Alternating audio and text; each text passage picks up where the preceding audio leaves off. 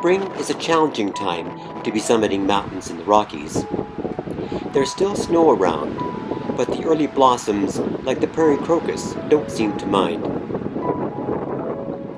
The first section of the route to Mount Baldy South Peak is Baldy Pass Trail, and part still had a thick pelt of snow on it, even some ice.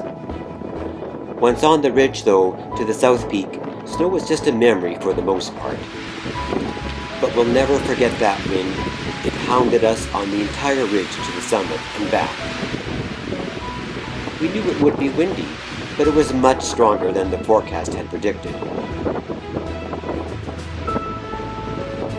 We have to give credit to the wind, though, for keeping deep snow from building up on this route. And it kept us pleasantly cool with the sun burning on our backs. Most of the route is just steep hiking, but there are a couple of spots that are an easy scramble.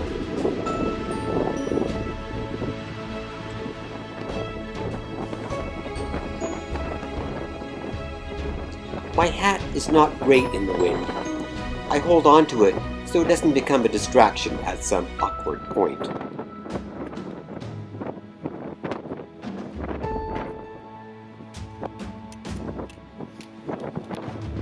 Ahead you can see the triangular summit of the South Peak.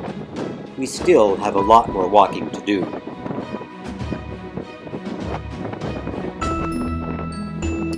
With such strong and constant westerly winds, the snow gets deep and stays longer on the east-facing side of a ridge.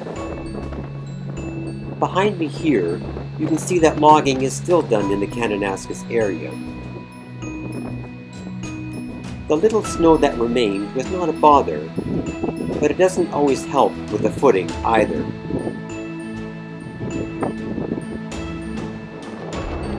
Although we couldn't see it right away, the summit wasn't far now.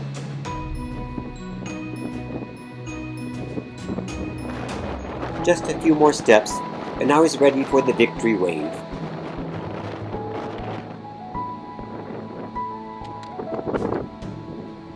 We didn't spend a lot of time at the summit, just enough for a slightly bumpy video panorama, ending with a glimpse of the prairie.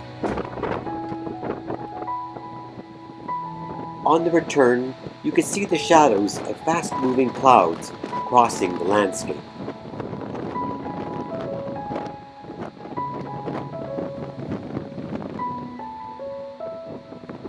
Even though we were technically descending the South Peak now, there were still some uphill sections on this undulating ridge.